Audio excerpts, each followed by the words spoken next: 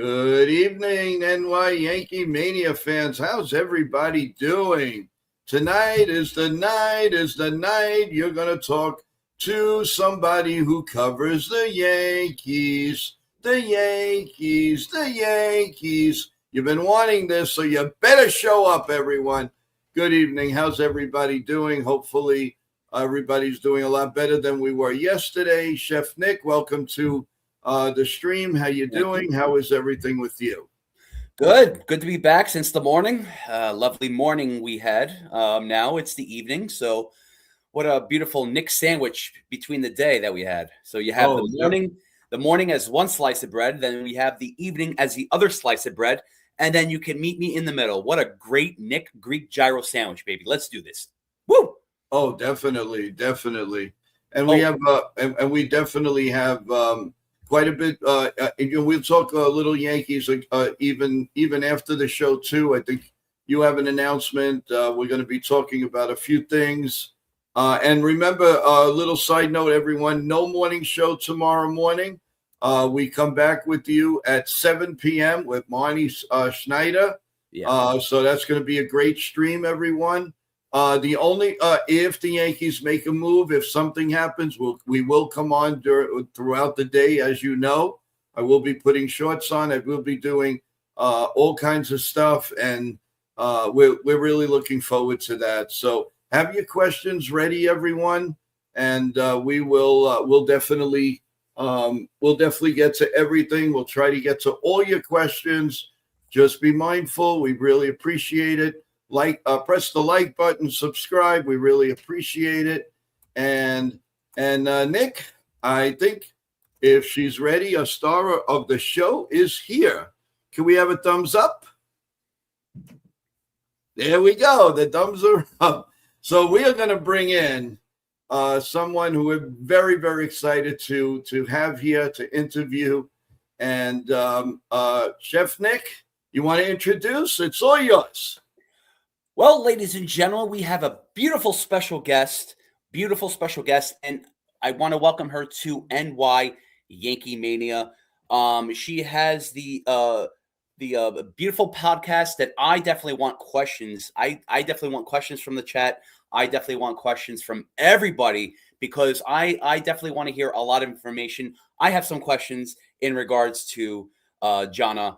And let's bring her up because she's a special person. I've been following her for a little bit, but we have a lot to get into. So let's do this. Welcome, everybody, to NY Yankee Mania, Jonna. Hi, hey, guys. How's it going? Before anything, first of all, thank you. I was going to say, before anything, your full name, please. We did not want to do it wrong. Oh my gosh, yes. It's Jonna Perlinger. There we go. Okay. There we go. Thank you so much.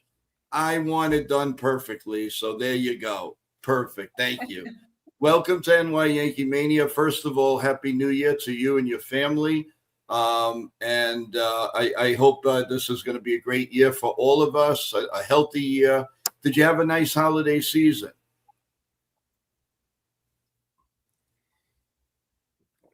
I did, yes. But, I always look forward to after the holidays when we can start counting down officially to spring training. Wow, the girl after our own hearts. Yeah, I love it. Let's start. How did this all happen? My internet might be very. I think we're frozen here. We're not hearing you well. Do you hear us? No. Okay. We look like we're having a little problem here. We could bring her back up when she's ready. There's a glitch. Yeah. I did see also Evan, and I think he was knocked off also. So. Oh, really? What's going on? This is live TV, folks. So just hang in there. Okay. Hi, we're back. Can you hear us now?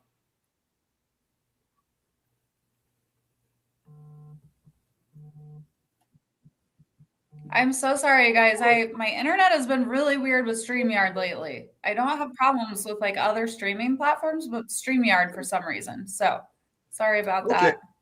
No problem. Yes, All right. okay. So you know what? Tell us a little bit about yourself. Tell us how you became what you the great things that you're doing with the Yankees, your podcast. So we'll let you do all the talking, and it'll make it easier for you. So take it away.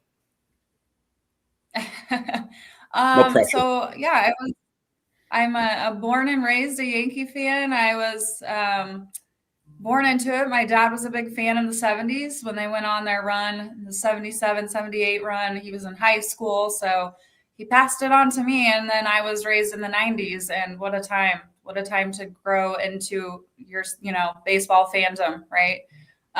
So I was about 6 years old when I was at a game and Buck Showalter handed me a broken bat, and that really solidified my fandom. I think that made me obsessed from then on. And then that was right before the 96 season. So, actually it was right before the 95 season. And so the Bucks last year with the Yankees. And then, having that happen right before the Yankees went into the dynasty was huge for me because, it was like I was obsessing over this gifted bat and, my newfound Yankee fandom. And I mean, my parents took us to a lot of games, as many as they could, living in the Midwest. But yeah, that was a time I have very fond memories of that time watching the Yankees postseason games with my family. And then fast forward to, I've always been a diehard baseball fan in general. Played softball myself, but fast forward to 2021, I was in Denver living out there at the time, and I decided to volunteer for the MLB All-Star Week. Nice. Oh, nice. And then after that, I was like, I saw Lauren Gardner up on stage. I was like, I could do that. Why am I not doing this? I love baseball's the one thing that like makes me so happy. And especially the Yankees, but not all the time, of course. But anyway, walked away from that week and I was just like, this is such a cool experience. I need to be working in baseball. It makes me so happy. And so I just started like plugging away after that. Started doing a little bit of baseball writing. My Twitter account, I started live tweeting during games, and that really grew. So that was really what took off first, right? And then from there, I started doing the baseball writing. And then after that, my next step was to create my own platform for females like me who could come together and just be able to talk baseball and not be, feeling self-conscious about it. So I created Babes. Nice. At the time, it was just a podcast, but we kind of fizzled out as a group of 3 women who kind of started it. And so it was really my brand and I had brought them into the fold. And so then I just kept it going with the social media content stuff. And so that's where I'm at now. I'm creating content. I'm still a baseball writer for On New Jersey. And I'm now their social media director as well. That's awesome. Wow. Well, tell us about your journey with the Yankees. When did it finally hit you? Say, oh my God, I'm actually interviewing the Yankee players, and how did that make you feel? That the first time you stepped on the field, I know I have a really soft spot for the first time I did, and I was only 14 years old at the time. Wow. Well, I would love to hear more about that. I truly would. I'd love to hear about your experience. But for me, it was my first exposure was honestly the College World Series because I live in Omaha and On New Jersey was, we were actually Jersey Sporting News at the time, but they were like, hey, you're in Omaha and you should go cover the College World Series. And, obviously we had no New Jersey teams in it, but they were like, this is just do it. You can write whatever you want, as much as or as little as you want, which was so awesome for me to have that be my first experience because I wasn't under any crazy pressure to do anything. And I ended up interviewing Paul Skeens and Dylan Cruz. So that was my first College World Series experience. That Wow. LSU were the champions that year, and then it was just 2 weeks later that they were drafted number 1 and number 2. So that was a really surreal moment for me. And then having them get drafted and like obviously Paul Skeens being what he is now. And all of this has just happened in a span of 3 years. So it's surreal. It's crazy. But they were awesome. Paul Skeens is a man of few words. So if you hear him interview, I mean, I'm sure you watched his press or his speaking engagement he had over the weekend at the Baseball Writers Gala. But yeah, he didn't have too much to say. Yeah. So yeah, no, that was a cool experience though, and a little lower key, right? Than like, having to go into interviewing MLB players. So they're like still learning how to handle the media too. So it was totally cool and fine. And it was probably a really good place for me to get my feet in the door. And then after that, I guess my next big experience, honestly, was this most recent MLB winter meetings. And I had no idea what I was doing going into that. I didn't have any friends that had been really, that I could lean on. I've been in touch, obviously, with like Brian Hoke and stuff and Jack Curry on social media. So I have like contacts like that.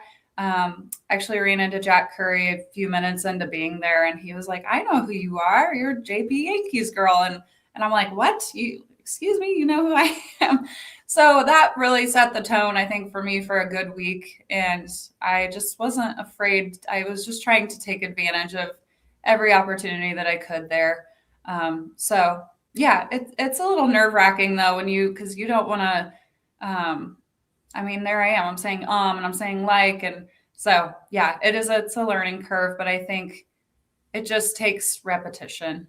Well, I have once, Nitin from Nitin Sports Rush introduced that you were going to come on. I'm so happy that I caught on to a lot of the work you do. And I got to tell you, it is very inspiring. It's very good. And, I first of all, I am all for, and everybody knows this about our channel, the women in sports has to be more and more and more, because we learn off of that. We feed off of that. You have both sides.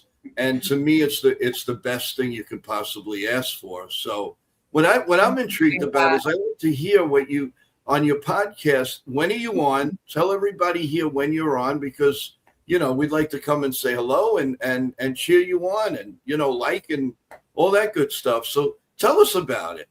Thank you. So because we started off with the three of us, kind of doing it together. We did a lot there in our first year that we were doing it. And it, like I said, kind of fizzled out because they had other obligations that they wanted to kind of turn their attention to. So I took over doing everything on my own, and I've done a few episodes since then, but I have found that I'm having a hard time maintaining that, as well as doing all the writing that I'm doing for On New Jersey, the social media work for them that I'm doing, my own platform, Babes, so doing all that social media and my Twitter account. And on top of that, I have a real job. I shouldn't say real job, but I have a day job too. So I'm finding that I'm just having a hard time kind of finding the time to keep up my podcast. But I keep the door open and I keep my StreamYard account live in case I do have, episodes here and there that I want to do. So I do have some people that I've been in contact with that I would like to get on the show soon, but I don't have like a regular set schedule or anything. You just have to kind of watch my Babes account. Awesome. No, I mean, listen, you're an inspiration. You're doing so much. I don't even know how you had time to even come up here. It's really amazing. I don't turn these opportunities down because it's so great to connect with people like you guys, and it inspires me to see what you guys are doing too. So yeah, I definitely don't turn these down. I'll ask you this one question. Did you ever stop and watch how he's, because we do play-by-plays here. we do the Yankees. Actually, this year is going to be the first year we're actually simulcasting with another podcast with a very close friend of ours, and we're gonna do the play-by-play of just about every Yankee game. Wow. And yeah, so it's and we'll have guests, and we also are going to do games of the week, stuff like that. So if there's something that if you have a little bit of time, you might interest you or something like that, let us know, because the perspective that you have is amazing, and Thank you. and we would love it, and Nitin, he raves about you. He just absolutely said, you are amazing. And I looked, though, just looking at it, I just loved what you do. And if there's anything that, even as a promotion, whatever, if we could help you, we will. We would definitely. You guys, yeah, or that goes both ways too. And I would love to join your show this summer. That would be awesome. Great, Chef Nick. He's our resident chef, by the way. We do a lot of things. We have an entertainment show. We talk about cooking. We have a singer. We have a well-known singer that goes all around the world. She sang with Andrea Bocelli. They are terrific. She actually does the national anthem for us. She's going to be doing it before the game. We do birthdays. She'll sing happy birthday. So we have a lot of different platforms. We're going to have baseball weekly. We're going to cover. We do pregame, postgame, you name it. So you want to talk about where we're going to find the time? I don't know, but we will do it. No, all of us, yeah. It's just, but we love our craft, right? Like we find the time because we love it. So that's really cool, and I'm excited to check out all of your stuff. Thank you, appreciate it. Nick, question? We're also bringing our play-by-play guy, Evan, because he wants to definitely say hello to you. So we're bringing him on. Evan, how you doing? Welcome. How you doing? How was your day today? Oh, he's muted. Hear him.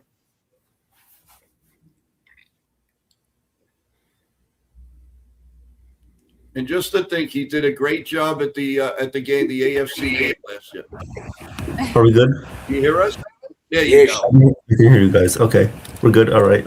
How are you guys? Good to see you guys. Good evening. Jonna, good to see you. Chef Nick, Joe, what's up? Pleasure. I'm excited to be here tonight, and I didn't know you were JP Yankee Girl on Twitter. I did not know that. Yeah, that's me. That's honestly incredible. Okay. That's pretty cool. Thank you. Yeah, she's at absolute. What's your handle, so I can make sure I'm like in tune with who you are? Like that's the funny thing, like sometimes you don't know who people are in real life, but like you know, you just know them by their handles. Right. So my name on Twitter is just Evan, EVAN, but my handle is @EvanSpitzy_4. I can write it in the chat. I'll make sure I'm following. Jonna, are you on Instagram? Yeah, I am. Okay. So I have a personal account, but I also do everything under Babes Gotcha. Media. Okay. Yeah. Perfect.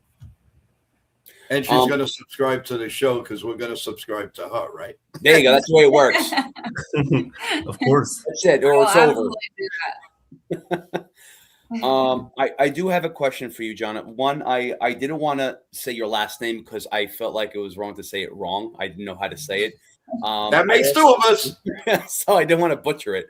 But also I didn't want to mention the podcast name first because I just want you to mention that so you can pretty much say to the chat the name of it and how it works. And I absolutely love it.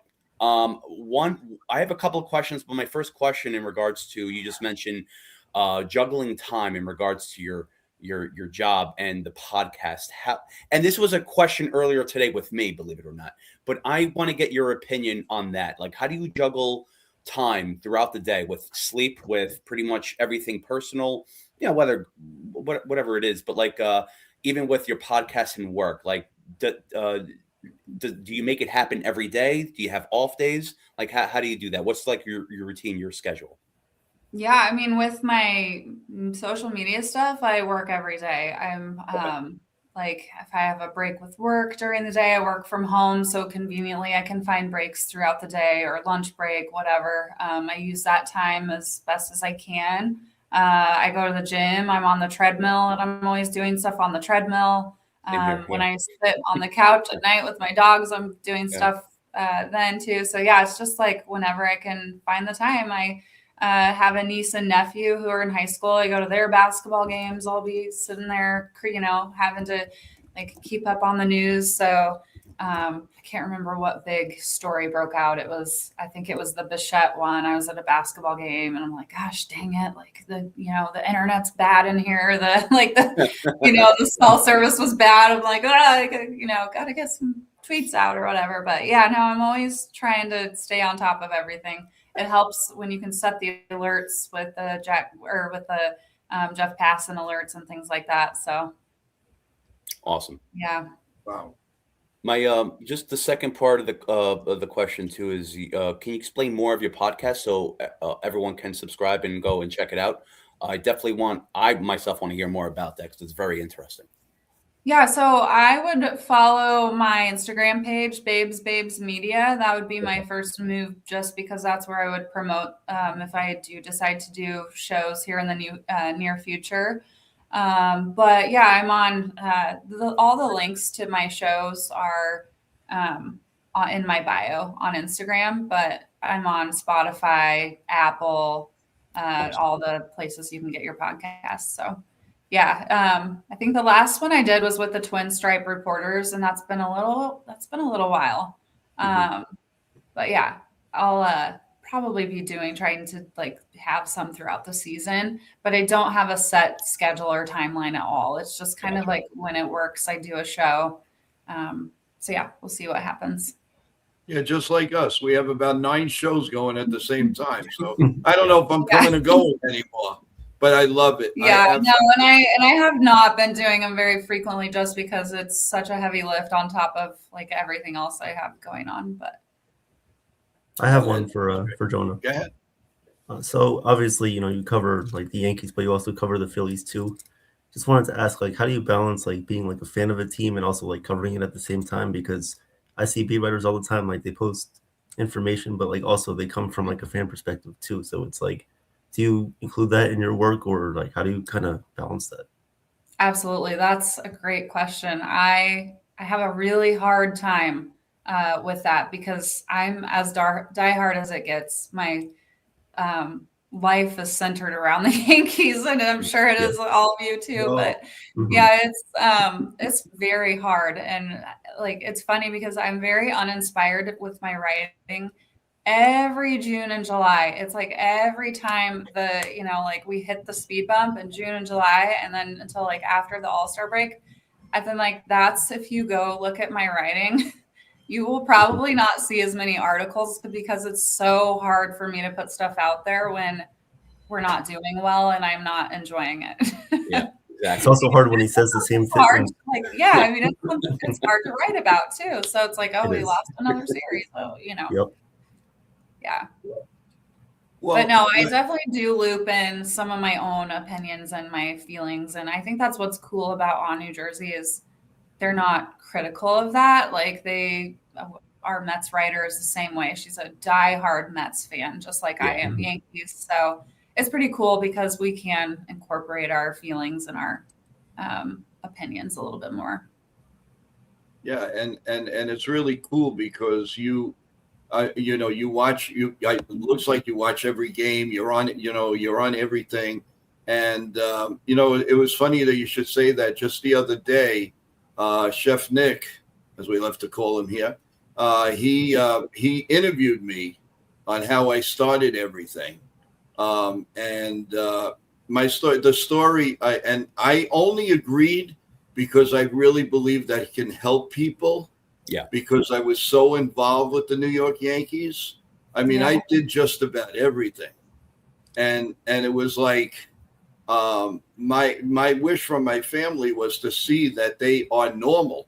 They're not this, oh my God, getting sick over it. And I really wish if you do have a chance and you get a chance to listen to it, just to see I think you and I look like we're about the same. We could be brother and sister here because Yeah. we follow it like it's religion.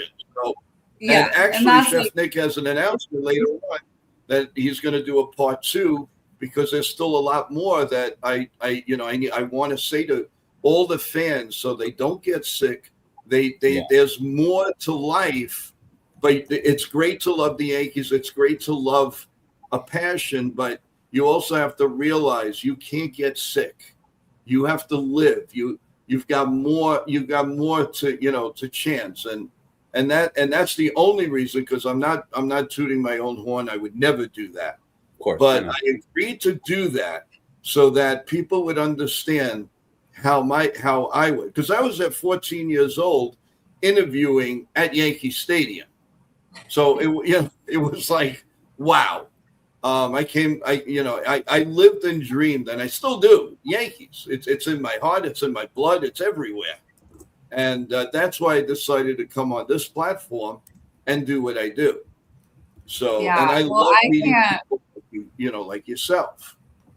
I can't wait to check that out because, I just love, like I said, I love connecting with other fans, even fans of other fan bases, but it's not the same. I'll say that. No fan base is like this fan base. I'm going to toot our horn right now because they do not have the history that we have, and it's not family like we are. Exactly. Doesn't she sound like me, guys? Oh my God. Yeah. Like, it's a little scary. Me all over again. Oh my God. I'm going to leave. I'm going to leave right now. Yeah. We're all going to go run through walls later because let's get fired up now. That's right. So, the fans are excited and they're asking questions. The first thing, if you don't mind, you went to the winter meetings. Were you surprised that the Yankees were this quiet? And you know as well as I do Yankee strategy, but you tell us first what you saw from the winter meetings and what you were hearing. Yeah, I mean, everything I heard was consistent with what has happened up to this point. It was the Perlinger thing. It was, we aren't going to go over 5 years, which is what they did. And I'm proud of them for that, honestly, because I could see them have caved, but they didn't. So that was everything I heard. I mean, honestly, it was Cody Bellinger. Like everything was on Cody Bellinger, but I knew that until the Tucker and Bregman dominoes fell, that he wasn't going to fall. So I was not surprised that we didn't come out of the winter meetings with anything this year, because I just knew that it was going to depend on what happened with those. And the only thing that happened at the winter meetings was it was the Schwarber move, which I shouldn't say move, but the Schwarber signing. That was, but that's so, so minimal, right? Like the Phillies, they brought Schwarber back. So yeah, honestly, that was the only thing that happened. It was crickets. It was very quiet around there.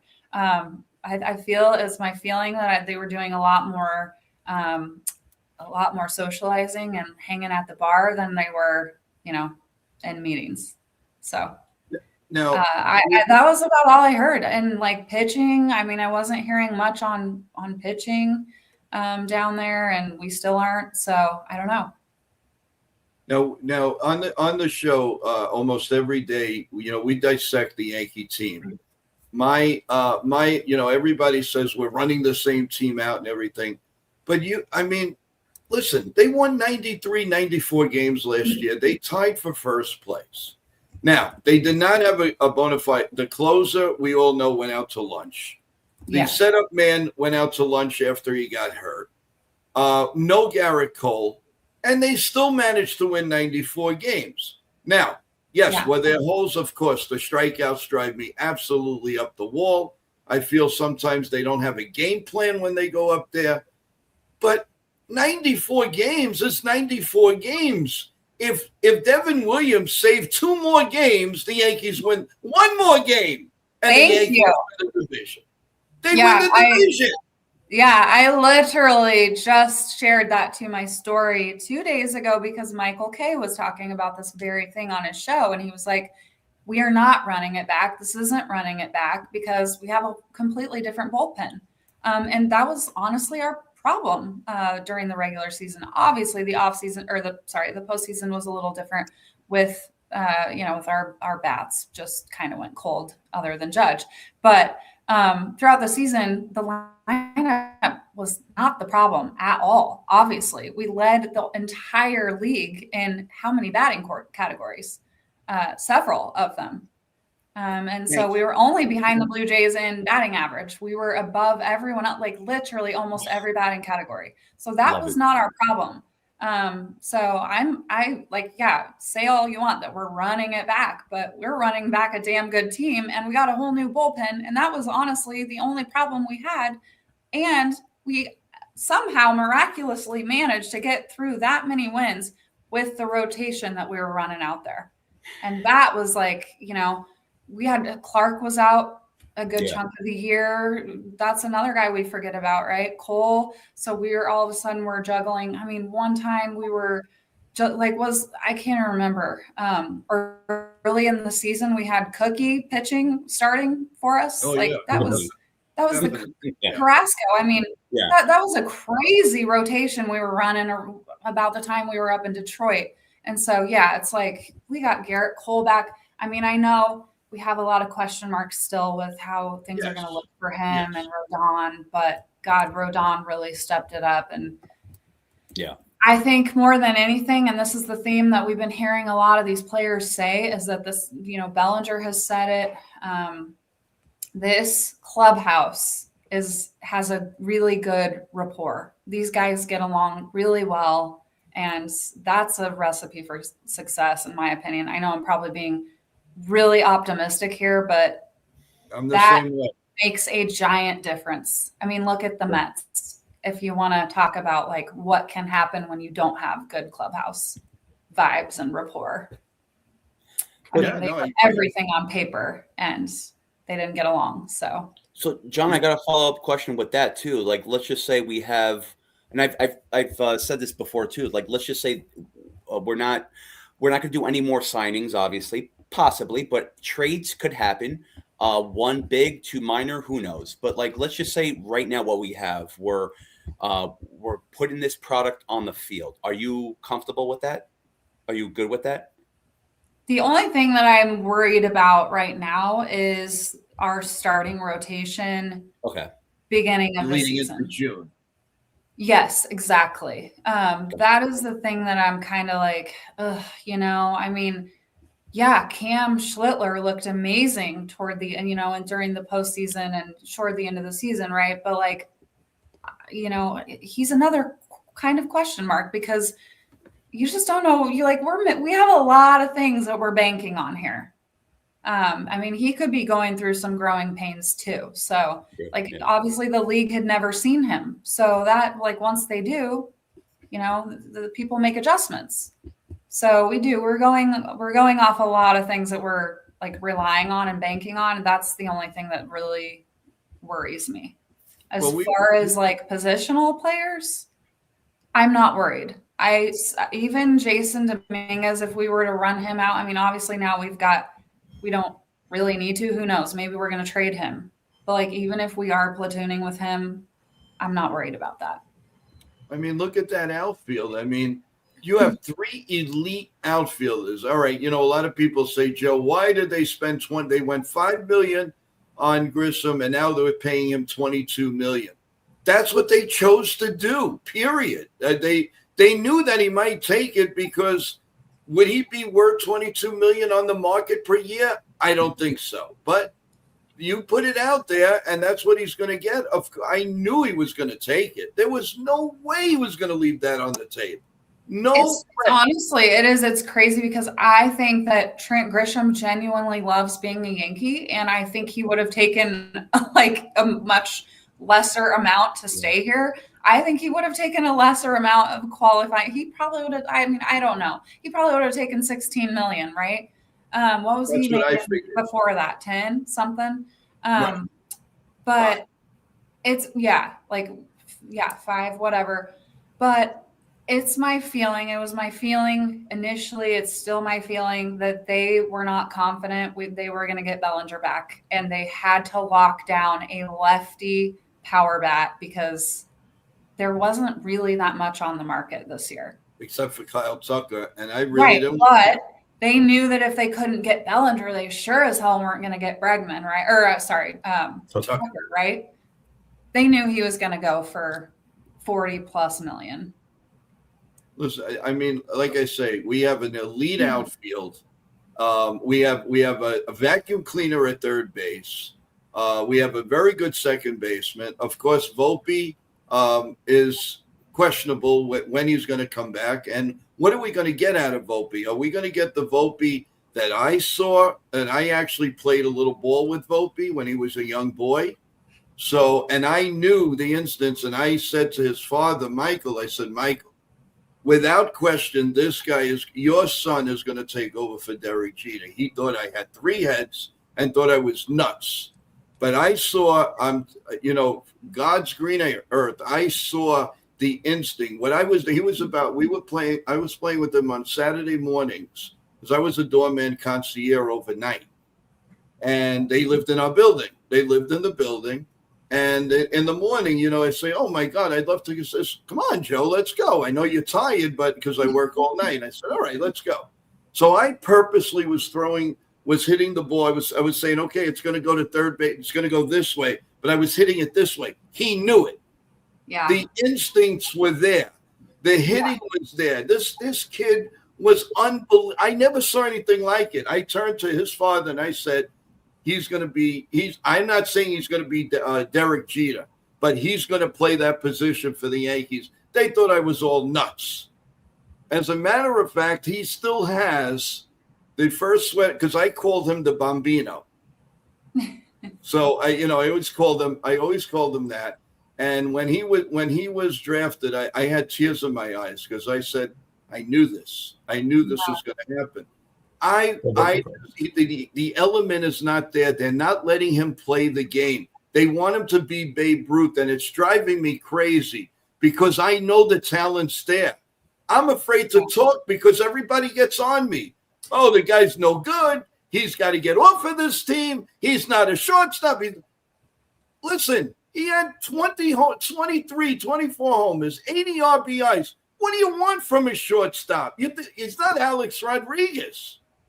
Give me a break. Yeah. I mean, even look at Jeter's rough patches that he had. I mean, the guy wanted to go home from spring training. Like everyone has not everyone, but there's going to be growing pains. And one of the things that they've done is overused him and overworked him and not given him days off. We haven't had anyone he could platoon with. We had Oswaldo Cabrera could take some reps there, but we have Caballero now.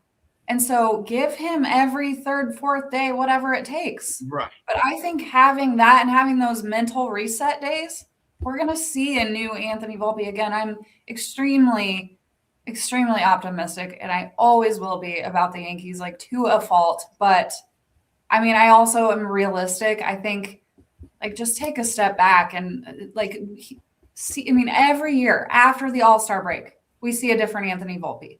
He's had that time off. He's had that reset. But now having those throughout the season, in my opinion, that's going to make a big difference for him. And Garrett Cole, because he's not going to pitch the whole year. And that's going to be big. And one of these guys that they're getting all these stockpiled, I like to call them 5 and dimers or ham and eggers, just for fun. But one of them they're going to stick. And the argument that I have with some people, with either host or the chat, is this: all I'm asking for is somebody like Ryan McMahon. Even if he, instead of batting 212, give me 230. I'll be satisfied. 230, 235. Austin Wells, 10 points higher. And I'm getting, that can't be done. It'll never happen. What are you talking about? These are major leaguers, and one of them is 24, 25 years old. If they can't hit 230, you know what? They may not deserve to be in the league as a catcher in a position. I mean, I don't understand the logic. And now I'm at a point where I just say, you know what? Run them out. We'll talk in October. Let's see who's right. Because I still believe in this team. And I got news for you. I believe in Nick Torres also.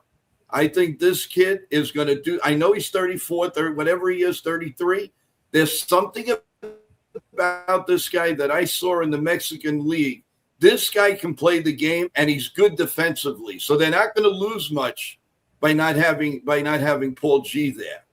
And if they're going to develop Ben Rice, great. But I think Nicky Torres can do something. And, it's a wait and see. And I'm glad that I have somebody here that really understands where I'm coming from, because it's not impossible. You can't tell me, right? Ryan McMahon 1 year hit 259, whatever it was, 2 years ago, 3, whatever it was. Why can't he do that again? I mean, and all you have to do is get off to a better start in April. Instead of going 1 for 29 and then you can't get out of it, you can go, let's say, 7 for 29, 8 for, and now you're going to go to the 240s, the 250s. If those Yankees did that, the Yankees win the division. All right, they got beat in the playoffs, but you know what? It was that type of year. Does that mean that Toronto's going to come back and play exactly the same way? They have good contact hitters, but you don't know what's going to happen. This Yankee team was good enough to win 94 games. Why all of a sudden they would just go to 75 or 80? Why is Vegas picking them second to be in the World Series with the Dodgers? Why are they picking them to win the East? They got to see something here.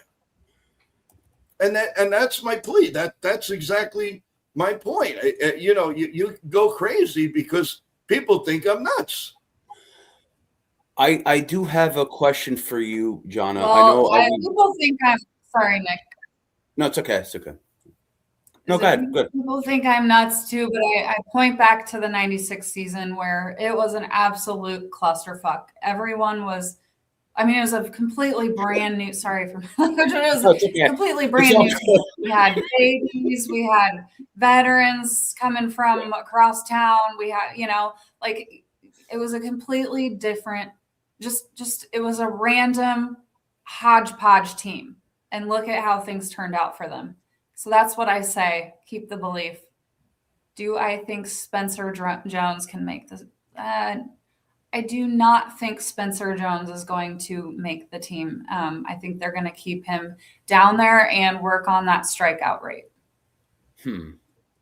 I honestly think Spencer Jones and Dominguez should be competing for center field. Obviously, if it wasn't for Trent Grisham, I think they should both get an equal opportunity to compete, because we saw what Dominguez did last year when he was in the leadoff spot. He was hitting over 300. Spencer Jones, they could have called him up last year when Aaron Judge got hurt, but they decided not to for some reason. Instead, they played Austin Slater, who eventually got hurt. So it's like, what's the plan with their rookie development with Anthony Volpe? Yeah, I do believe the hate is a little bit over-criticized. It's overblown a little bit. I think Volpe is a good player. He works hard. Yeah, he can improve, but I think people are overblowing it. But what's the plan like with our rookies? Like, because they play Volpe every single day, but they don't do the same with Dominguez. They don't give Jones an opportunity. Like, what's the plan with these rookies, and how are they going to develop them? That's the $1 million question that, like, literally I can't answer that. I don't know what their thought process is there. I don't know why we're hoarding guys. And when it was looking like we weren't going to get Perlinger, I said the same thing. Let's let Dominguez and Jones platoon or something, right? Right. Give Jones a chance, because again, I just keep thinking about the 96 team and I'm like, look at what we did. We trusted those youngins and they did the job, right? And like, we have not done that since we got Brian Cashman. We've been hoarding these guys and keeping them down in the minors too long. And the other thing that worries me is we do go into the lockout in 2027, then Spencer Jones is going to be 27, 28 years old in 2028. So that worries me a little bit too, because I'm like, damn, he's going to be, do we really want to wait that long to bring him up? Do we all agree that Dominguez will be traded before spring training or during spring training? It's kind of hard to say, but right now I would say it's 50-50. Yeah, I agree. I think if like an opportunity like arises where some team's going to be willing to hear us out on like, I don't know, maybe we have a chance to get a really good arm, but other than that, I think they'll wait it out and see how he looks at spring training. Yeah. And then maybe potentially wait until, trade deadline time or something. Yeah, I do too. I think the Yankees are going to be one of the most active teams in spring training. By the way, we are going to February 21st is the first game. We're going to be broadcasting it right here. We're going to do the play-by-play from George Steinbrenner Field. I believe they're playing the Detroit Tigers, if I'm not mistaken. And so we're really looking forward to that. And, a lot can happen. And I'll tell you another thing that I would love. I would love the Yankees to sneak in one pitcher that I know beats Toronto, would beat the Dodgers, and would beat the Red Sox. And I really, truly want Chris Bassett. For one year, maybe 2 years, like 30 million, whatever, 15 million a year. That's what pitchers going for. I think it's well worth it, and that will ease some pain. You don't have to worry about Will Warren and all. You put Chris Bassett in there. He's going to eat the innings. He's going to be there for you. I mean, there's 3 pitchers out there they can get realistically. Now, Verlander, I know will probably not come for anything less than 20 million. That's a fact. Scherzer, it scares me because he gets hurt way too much now. And the logical choice is Bassett. And I don't know if you remember in the days of the way they were winning, and I go back a little bit further than you do, is the Yankees used to get players that beat the Red Sox, that beat the Orioles, like an Ed Figueroa, Mickey Rivers. Ed Figueroa was there to beat the Red Sox, and that's exactly what he did. He beat the American League East teams. He won 20 games in 1978.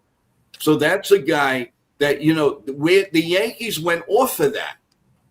And the other teams were doing it. The Red Sox would pick up somebody that was a Yankee killer. The Orioles would pick up that's a Yankee killer. The Yankees went away from that. We need for them to come back to that mentality.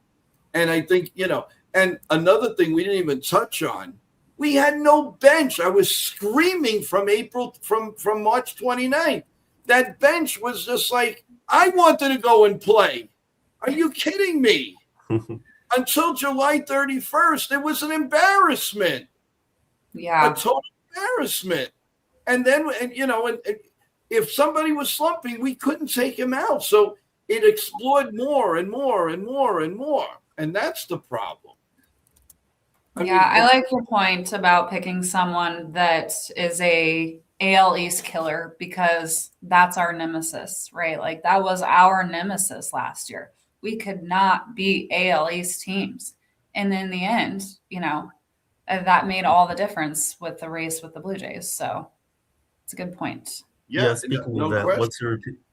what's your opinion on like what the Blue Jays and the Red Sox did this offseason? Because I feel like with the Red Sox adding Ranger Suarez, they not only have one big lefty pitcher, but now pretty much two lefty aces now. And we have a mostly left-handed lineup. So how are we going to be able to match up, especially with a team like the Red Sox, who we had trouble with last year? Yeah, I mean, that's a great point. They had a good offseason other than like positionally, I don't know. They have a lot of question marks too, because they have a lot of people coming back from injury. They have a lot of young guys in their outfield. Like there's just a lot of question marks for them. Their pitching is scary, but I mean, how long can Aroldis Chapman sustain what he's doing closing, right? Like he could blow any day. So I don't know. Their pitching's scary, but they don't like our pitching. I think is going to match up better with their bats. So in the end, I think that's how we won the wild card anyway, right? Yeah, that's true. We have what are some of your greatest moments you've seen both as a fan and covering the team? So I would say, I mean, as a fan, obviously growing up in the 90s spoiled the hell out of me. I was also at Aaron Judge's first at his debut, which at the time was it was special. Like I knew he was going to be special. We all did, but I mean, now in hindsight, I'm like, holy cow, I was at Aaron Judge's debut and his first big league home run. That's very cool. I mean, I'm from the Midwest, so for the fact that I was there is actually kind of crazy because it's not like I make it to tons of games every year. So I would say I was at last year's ALCS, no, the ALDS in Kansas City. So I was at games 3 and 4.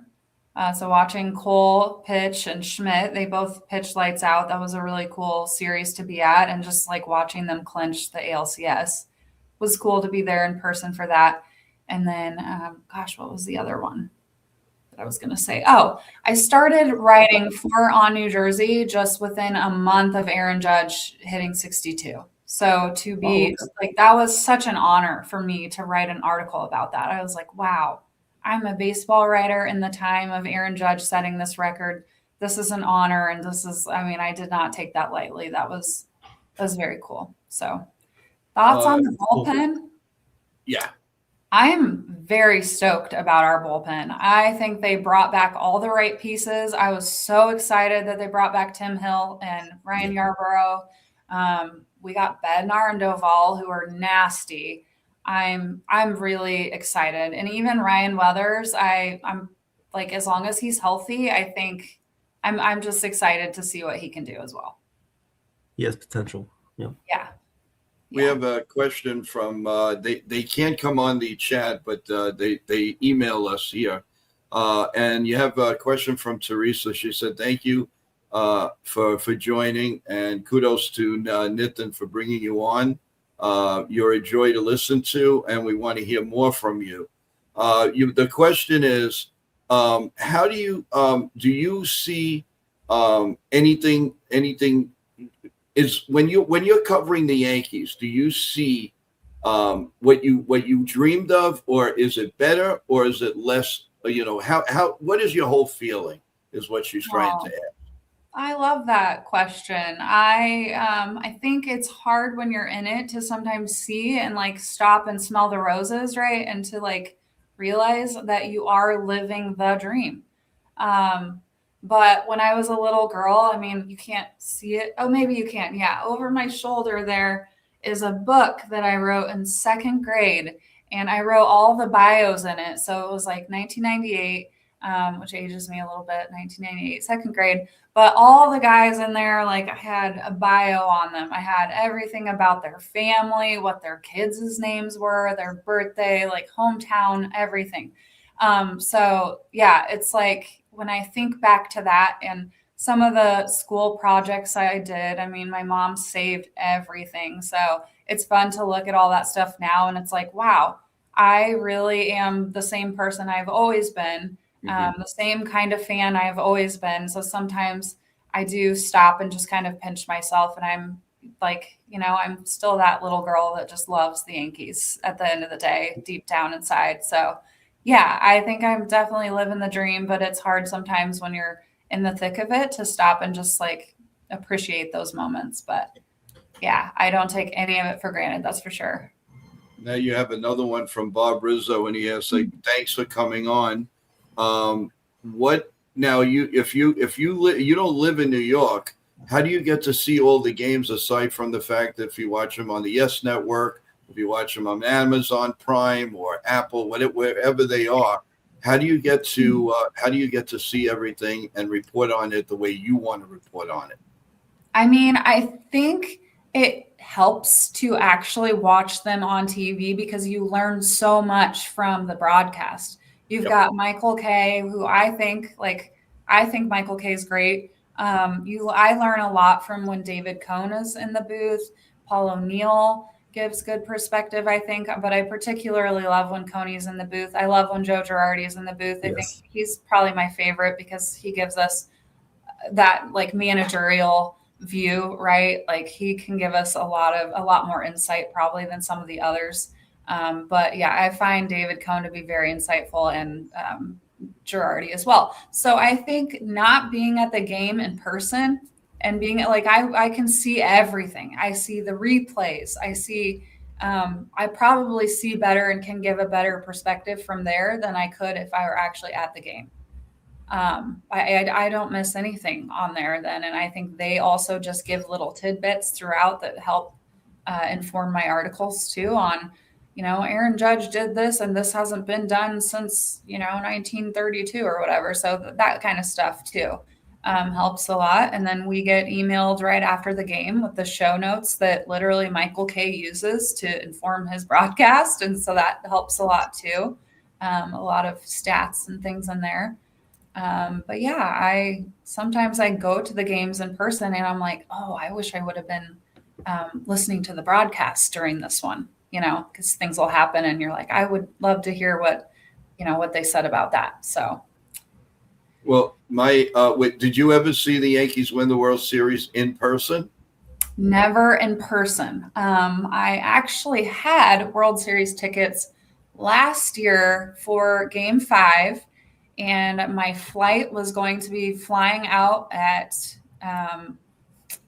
like 3-4 in the morning or something. And that night, I had a bad feeling. And I was like, I am not going to go. I can't be there with the Dodgers winning the World Series on our turf. And that's very unlike me because I'm usually so positive, but I wasn't feeling too positive. I was just realistic. And I could not watch the Dodgers win on our turf. So I canceled my trip. Oh, wow. Okay. Yeah, no, I've been to, I was at David Cohn's perfect game. And that was a thrill, but the biggest thrill was the Yankees for the second World Series in 1998. I wasn't there in 96, not for those games because I was doing things in Madison Square Garden. But I was watching and I couldn't concentrate. I was better off just being at the game because I was going nuts. But the thrills, it just magical. And the old ballpark is what does it. This ballpark, I mean, I love, don't get me wrong, but the memories and everything is in that ballpark. And it was hard to say goodbye in 2008. It really, really was. And that hurt. That hurt a lot. But the thing is, the first year of the new year, we won the World Series. So it was like, okay, we can, but unfortunately now haven't won since. But it's gonna come. It really is gonna come. One other question. This one looks like it's gonna be a little bit not in our favor, but Richard is the good part of the show, and he says, How can we all say that the Yankees are a good team when they can't beat anybody in the East last year? Are you kidding? Why are we rah-rahing this team that can't win anything in the East? What would we all say what would you say about that? I didn't want to be negative, but I do want to bring out the point of what they're saying so they can understand where we're coming from. Yeah. Challenge question. Yeah, no, I think that's good. It's good for your show, certainly, to have like more perspectives. I think it's a great point. Honestly, I don't really know the answer to that question other than I can sort of glaze and blame it on the rotation a little bit. There was a lot of uncertainty and a lot of, we never looked like the same rotation, honestly. Like I said, we had Cookie Carrasco in our rotation at the beginning of the season. We had it was very unstable, I guess. And I think too, like Will Warren now in his second full season will be able to make some adjustments. We were without Luis Gil a lot too, right? Like we had a lot of uncertainty. And I guess I'm optimistic that this year we'll have a little more stability with our rotation and things will be more solid and locked down. And again, I the don't think bullpen was a disaster too. I mean, everything pitching wise was kind of a disaster. So that's what I'm going to choose to blame it on right now. And I'm blaming not only the discipline at the plate, but our bench. I'm sorry, that bench, you might as well not even have a bench because they were awful. And then when Cabrera went down, and they waited all the way to July 31st to conquer what they had to conquer. And that hurt also. So it was a whole combination. It was amazing they finished where they did. And and you got to give them credit. But, listen, there's a lot of things that I didn't agree with. They don't have a plan up at the plate. I mean, they just go there, swinging them at. Before you know it, it's strike two. Whatever happened to like 2-0 once in a while? We never saw that anymore.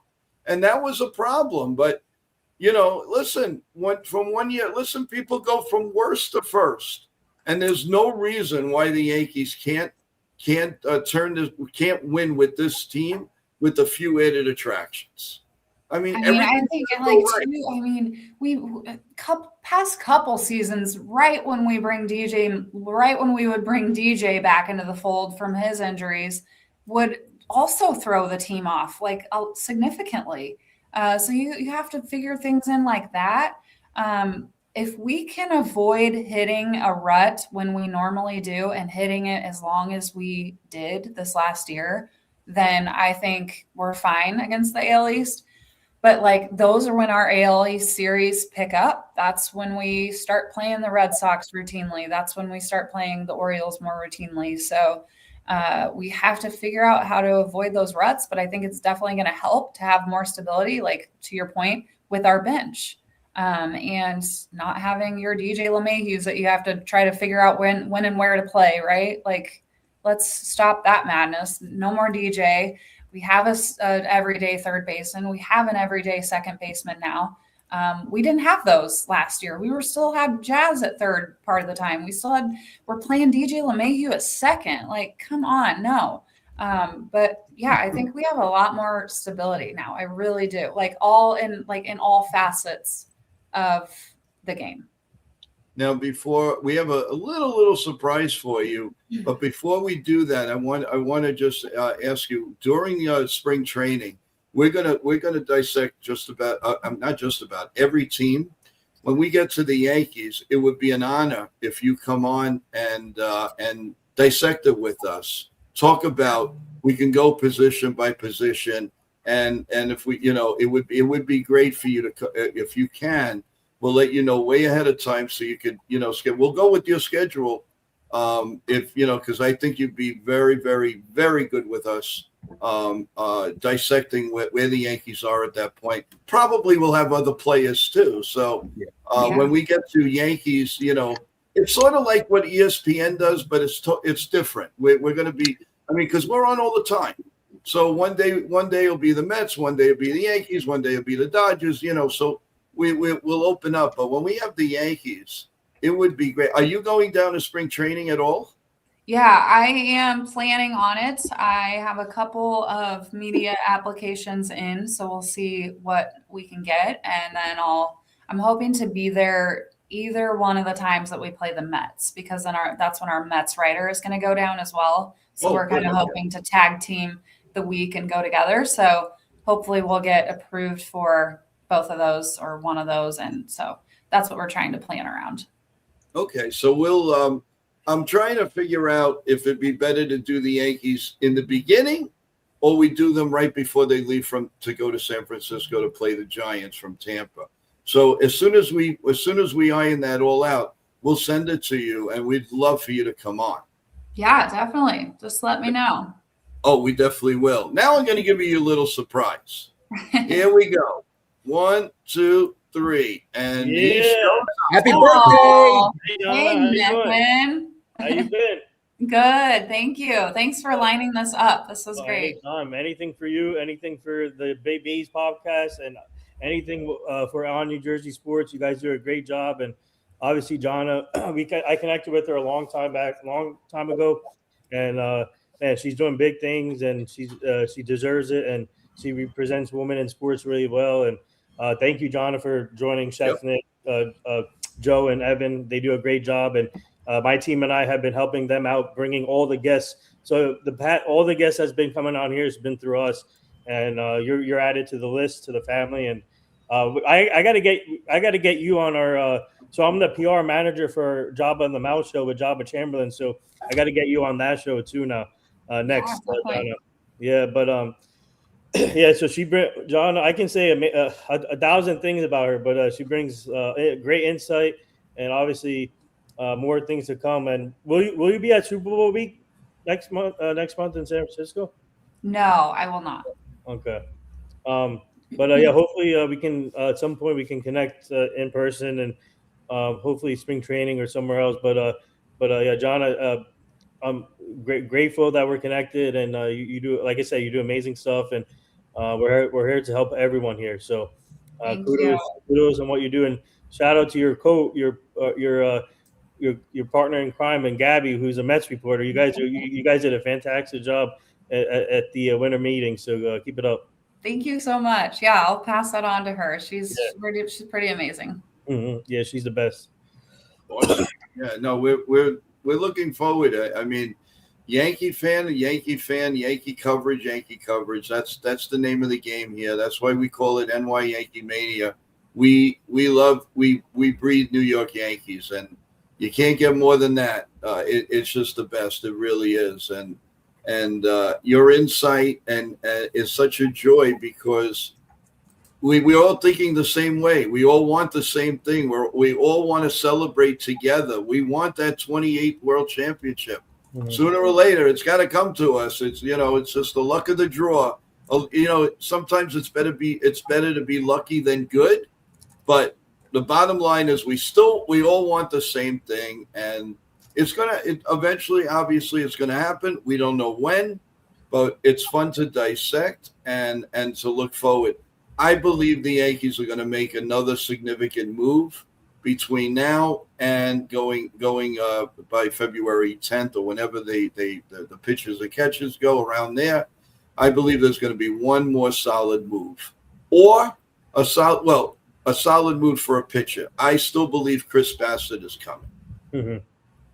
So when that comes, give me a shout out, because it's going to be. I have a. Yeah, that's another thing. We will talk about that another time. But the bottom line is, I get feelings of what's going to. Now, Nitin, can you just? I've been advocating for Cody Bellinger. Yeah, I've been advocating for I want Chris Bassett also. I've been advocating for Chris Bassett, also Verlander, but Chris Bassett is our guy. I think the Yankees should get him multiple innings eater. He beats the Dodgers. He beats all the big teams. So I think that's the type of guy you get. You don't need to get two pitchers. If you get a guy like Chris Bassett, you plug him into the third man or fourth man in the third or fourth slot, and then behind Max Fried, and then Cam will be your second starter for now. But if you have a rotation with Fried, or Cam, and then what they got, Chris Bassett, and then you can fill in the fourth. Then that's when I feel confident in the rotation. If you get a guy like a Chris Bassett, or make a trade, that's the only option, or possibly give Verlander on a short-term deal, obviously, and put him in, because he still has something left in the tank, I believe. So that's another option. And what were you saying about Cody? Oh, what happened that day that they signed him, we were on the phone. And I told him, you might as well hang up, because at 1:00 they're going to sign him, and then boom, it happened. Oh yeah, so that's what I made a believer out of everybody. Yeah, so Jonna, Joe gets this feeling in his arm. So once he gets this feeling in his arm, then things happen. So one day, the day when Cody Bellinger signed, he said that Cody Bellinger will sign between 1 and 2, and look, he signed at 120. And what about and Evan can tell you about home runs. Tell her, Evan. Yes. I'm not boasting. It's just something that I can't explain. Yeah, Evan. Win the games. Last year, when we were calling some games here on the show, Joe gets this feeling in his arm or his shoulder when someone's going to hit a home run. Particularly, for example, I remember the Yankees were playing the Orioles. It was in September. It was the final series of the year, I think, and. Pretty much, I think he had the feeling in his arm that Ryan McMahon was going to hit a home run. And then what happened on the next pitch? Ryan McMahon hits a home run into the center field bullpen. So that was pretty cool. That's awesome. There's another show that I go on pretty frequently, Pinstripes Uncensored, and the last 2 times I've been on, or they've had their shows, the Yankees announce a big signing. So the first show was Ryan Weathers. That was like not a big signing by any means, but like a signing. And then Cody Bellinger. So yeah, I love the superstitions that we all have. Speaking of Pinstripe Uncensored, I'm actually good friends with them too, Anthony and Chris. They do a great job, and obviously now with Nicolette now part of the team. So yeah, she's a great addition too. More she's amazing.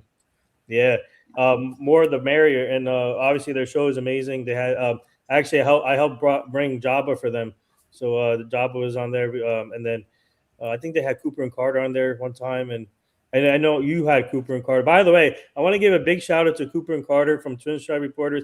These are 2 10-year-old twins who are going. They're going up quickly, and they're going to play. They're going places. And they're shout out to the mom, because she's a real MVP. She's the one who does all the videos. She goes to every event with them, and I'll be with them in San Francisco next month. So you'll see some great content from us, obviously, and then Cooper and Carter. But big shout out to them. They're such inspiration. I think they're going to be, to be honest, I can see them having their own show when they grow, both of them, a twin thing. But it's amazing what they're doing. And they're growing their page, and it's fun. I love it. I love what they do. So. Yeah. Agreed. Yeah. I do have a final question for you, Jonna, in regards to the Yankees, of course. Your thoughts with the analytics department in regards to how to approach that next season. How do you feel with that? Let's just say, forget about the past seasons; it's over with. Let's talk about this upcoming season. What can they do right? What can they change? Even with like player development, I mean, look, I'm just throwing it out there, but player development, even like strength and conditioning in regards to them always getting injured. Also with their hitting coordination with and their hitting coach too, James Rawson. But speaking first with the analytics, what your thoughts, like in your perspective, in regards to that, their approach for next season? That's a really good question that I don't have the answers to and won't pretend to, but I'll say that I'm in the camp of less analytics, like quit letting the nerds run this thing, right? Girl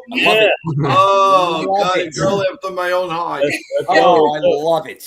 I met Dusty Baker at the winter meetings, and I didn't want to eat up his time, but I just wanted to tell him, like, look, I respect what you did. I respect what you do. And I love guys like him and Bruce Bochy and Tito, right? Like, let a little more of your intuition and feeling back into the game. Like, that's what I want to see.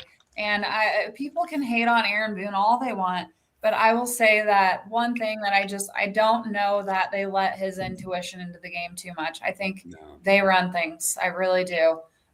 Let the guy feel it, have some feel for the game. So if, I don't know, I'll say this too. Last year, one thing I noticed is when they could avoid it, last couple seasons, I guess I'll say, when they could avoid it, they did, I think, build a little more consistency into the lineup. So they weren't switching things around as much as they had in the past.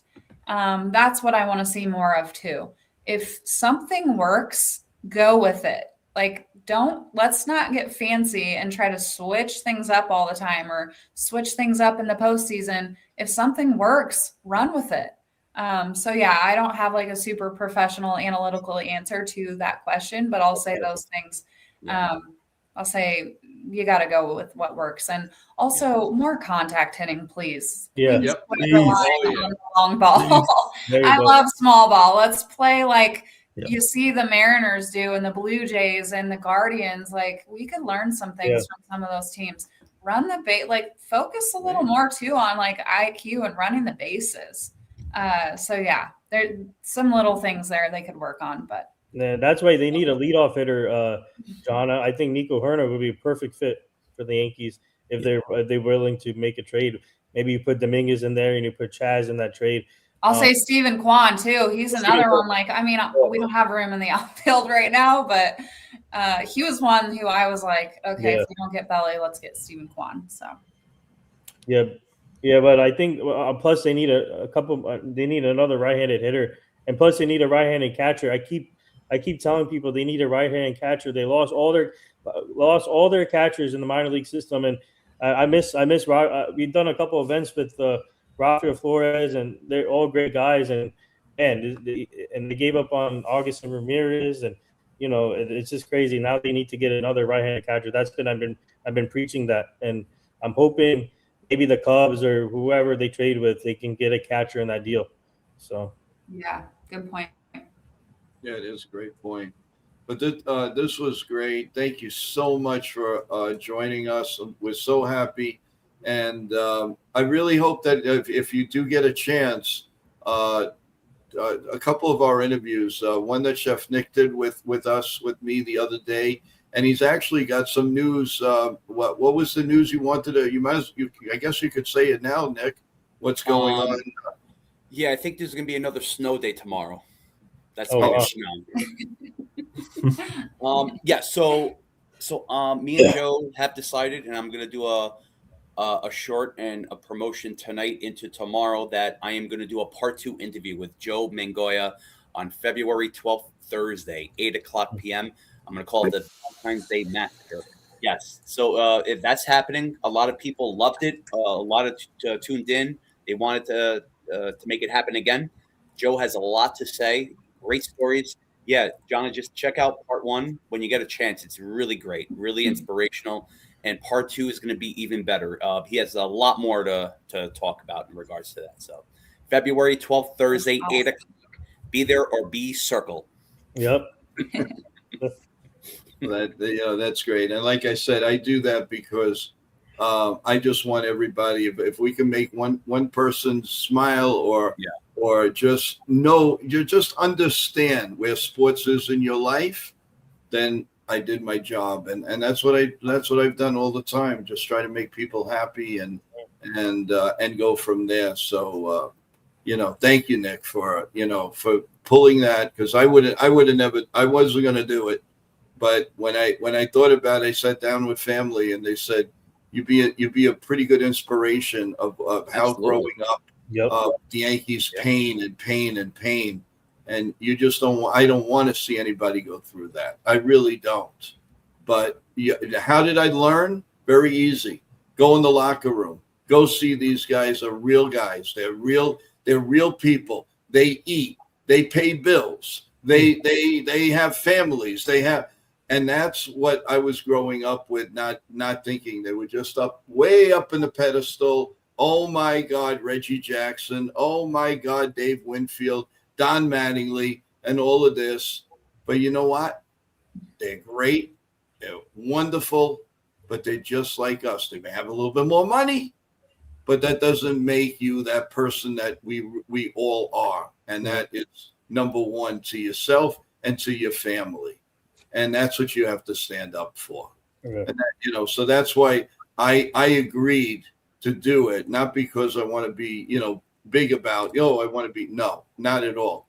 And I wanted to satisfy Chef Nick and a lot of the people in the chat. They really wanted to know how I started the channel and all of that. And I got all of these wonderful people like Evan and met Nathan and Chef Nick, and now we meet you. It just gets better and better. Mm-hmm. Yep. So I thank you. I really thank you for a great show, and we are really looking forward to having you on again. You are welcome here anytime, and I mean that from the bottom of my heart. Thank you, guys. It's been a real pleasure. It really has. I'm happy to come back anytime, and I think, like I said, I don't say no to these opportunities because to me, the biggest perk to it all is just meeting new friends and like-minded people. So thank you all so much. Thank you. Same here. You have a wonderful week. Thank you. And let's go Yankees. Yeah. Yeah, let's go. Go. Go. Thank you, Jonna. Thank you, guys. Johnny. Thank you for your time. Thank you. Thanks so much. Have a great night and a safe one. Great job, guys. You did amazing. Well, we had a great interview, everyone. Thank you so much. I told you guys, endless possibilities. Stay tuned. Nathan, you're next, man. I'm gonna interview you next. Thank you. Yeah, right after Can I Joe. get one? It's on like Donkey Kong, baby. That's it. Oh, Well, he's next going to is- start. His let's is shred the easy. coleslaw, man. Let's shred the coleslaw together. The coleslaw, and then Flores Naiga will come through. There you go. I guess I don't deserve an interview. No, Evan, yeah, you get. I mean, yeah, you do. Come on, Evan. No. His interview is going to come after the Super The Super Bowl. Bowl, yeah. That's when we're going to interview Mr. Oh, it's one by one, baby. No, Oh, we're yeah. doing this for everyone. Ivan. That's No, when we're going to you gotta interview get- you. my I'm You gotta doing boy. this with everyone. No, You're everyone. gonna get the Super Bowl in the books first, and then Evan has the AFC Championship game in the resume, and then the Super Bowl in the resume, and then the interview afterwards. So there you go. No, yeah, No, but everyone you- on the team is getting interviewed. Wait a minute now. Hold on a second. What? So Nick is going to interview everyone. So doesn't that makes me kind of think he wants to be a host? No, I never said You that. want to be the big cheese. I really don't. No. I Well, you're don't. interviewing what, 30 of us? Well, it's not 30. No, It's 29. no, No, not even. I'm just being. I mean, it's wonderful. He's great. He's funny. He's everything, and all of them. Everybody there is tremendous. They really are. I mean, look, the guts, the guts and the glory to do a Super Bowl game. And regardless of it's not ABC. We understand that, but we have our own platform, and we've got a job to do. We've got to satisfy people that don't have cable, that don't have these things. And Evan is doing that. Yeah. He's making a visual contact of the game, and he did a tremendous job yesterday. And I got nothing but praise about him from not only myself but family and friends. So Thank kudos you. to you, Evan, for doing an Great job, incredible Evan. job. Very job. proud of you, man. Very proud of you. Excellent job, Thank Joe. you, Very proud guys. of you. The support means a lot. I don't take it lightly. The appreciation is, very well, just great to me. And we're gonna, do better next time. Everything is a learning opportunity. We're gonna improve on this. We're gonna do a lot better. There are things that a lot of improvements need to be made as well, just for myself, for my goals. So we're gonna try to improve the quality for you guys for the Super Bowl. Get ready for it. It's gonna be a lot of fun. A lot of surprises are gonna happen as well. So please stay tuned for that.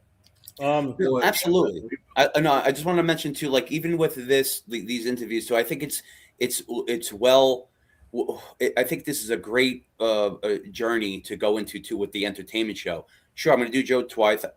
I'm gonna do Nathan, Evan. Of course, I want to hear about your journey, man. Like just about everything. Everyone gets a shot because everyone has a chance to know who we really are, and that's the way it should be. It's like We're Met fans. Yeah, Yeah. Met fans. Yeah, and Patriot fans too, right? Yeah, Ah! I'm sorry, Cowboy fans. Just kidding.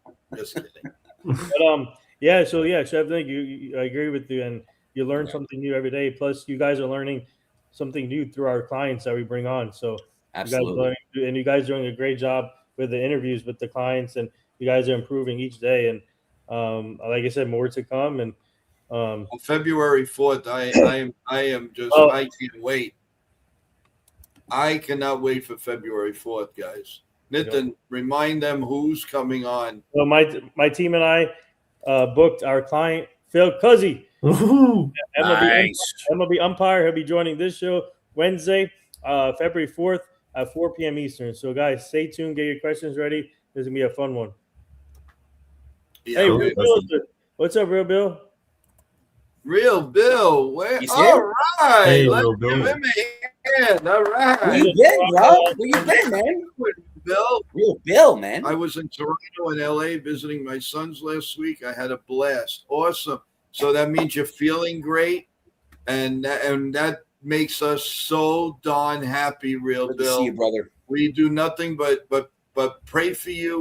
We really care for you, Real Bill.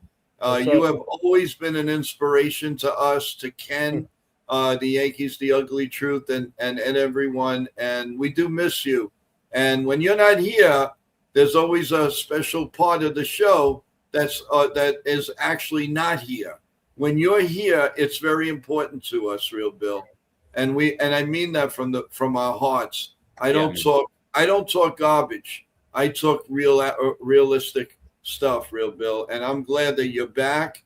And anytime, anything we can do for you, one way or the other, we'll get it done for you and your family, who are aces in our book. So keep up the good work. I am so glad you're doing well, and we're gonna rah-rah you all the way through to the Yankees winning the next championship. So let's do it. Speaking of, I was gonna say is the Jets are trying to get Frank Wright on their staff, Evan. They're working on getting Really? Frank. Yeah, some. I could see that happening. Yeah, I don't know which position, but they're working on getting Frank Wright, the Jets. But let's see. So they're not really replacing the offensive coordinator. They're just want to put him in a new role. So probably maybe a senior analyst role for probably Frank help the offensive. Yeah.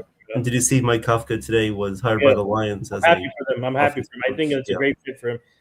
He's going to get another head coaching opportunity, but he's going to learn from the best. So I think it's a good fit. Plus, you're going to be with Jared Goff. So there you go. JT wants Angel Hernandez on the show. Oh wow! Oh God! And, we can try. Maybe I can ask Phil. Maybe he can help us get Angel. Do you guys want Joe West also? Joe West. How about Joe? Why not? Oh, man. How about Joe East? East and West. Oh, get you. Joe South. Joe North. There you go. Bozo the Clown. We got Bill Rafferty. How about Bill Rafferty? Oh, Bill Rafferty is another one. Yeah. QB Brown. Swinging Joe West. Or singing Joe West. That's cool. West Virginia. No, everyone. By the way, everyone, as we're gonna go. Nitin will tell you about Jabba in the Mouth. Hey guys, tonight is our Jabba in the Mouth show. We are currently live. Tonight our guest is current Las Vegas Raiders running back Chris Collier. He'll be joining the show. Guys, tune in and please put your whatever questions in there or comments. We are currently live right now. Our Jabba in the Mouth show. So Chris Collier is joining the show. Current Las Vegas Raiders running back. So. Oh, Chef is being called Chef Ravioli. Oh. Yeah. Hey, Travis. Good to see you again. Oh no, is that Travis? Yeah, of course it is. Travis. I got your picture up, bro. Come on. Let's stop. It's obvious. This is tiring. Please stop. Yo, Travis, you gotta stop, please. Please. We're tired of it. We can't have this. You got to be more respectful to my clients, Travis. That's it. He's got a little timeout. Got his picture here. Well, if you don't, we'll get Florence Nightingale on you, Travis. And then we'll shred the closer on you.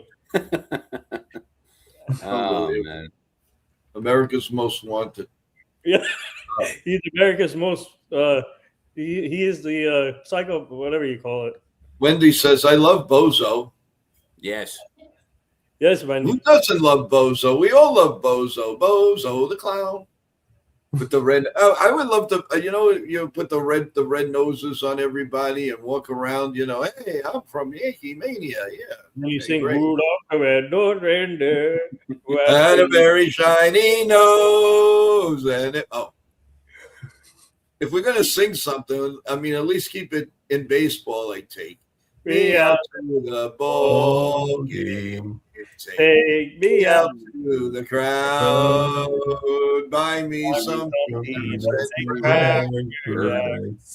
Well, we still have to play the national anthem before we go, so just let me know when we're ready. Yeah, no, I'll ask Jonna next time, but you forgot to ask about the promo video. No, I did that. I didn't want to put the. I figured. As a matter of fact, can you let her know the JoeYankees28@gmail.com so she can check them out? Yep. I appreciate that.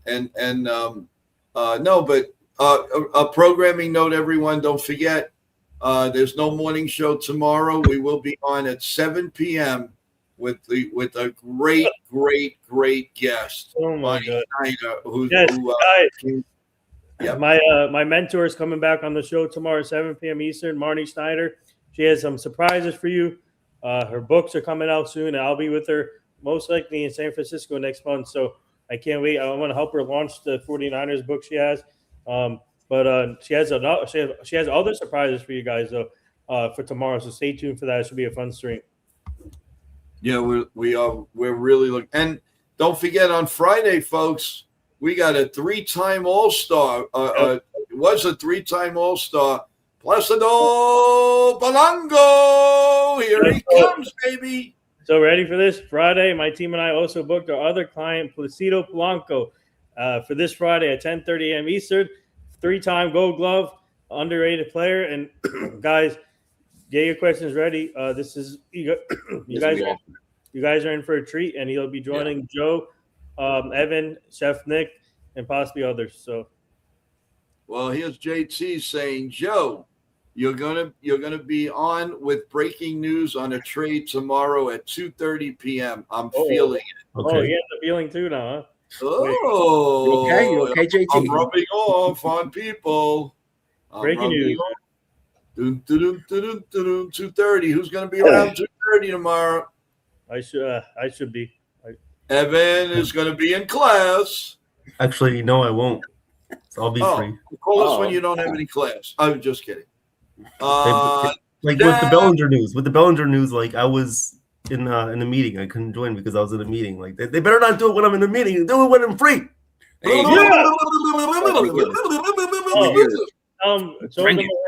him a rant, Evan. Come on, give us a rant. Right, domesticated violence, my friend. A rant.